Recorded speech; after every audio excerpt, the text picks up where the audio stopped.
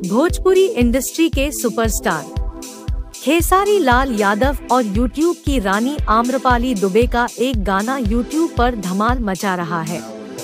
खेसारी लाल यादव और आम्रपाली पर फिल्माया गया गाना टूट जाए पलंग राजा जी यूट्यूब पर काफी तेजी से वायरल हो रहा है।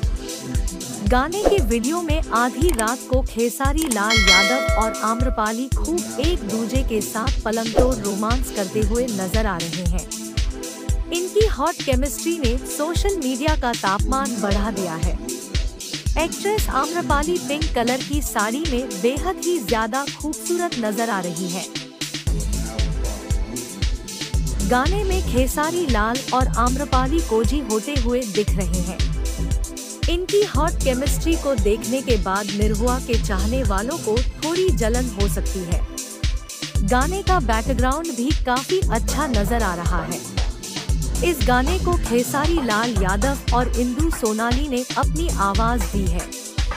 बाकी इसके बोल लिखे हैं सुमित सिंह चंद्रवंशी ने। गाने को म्यूजिक छोटे बाबा ने दिया है।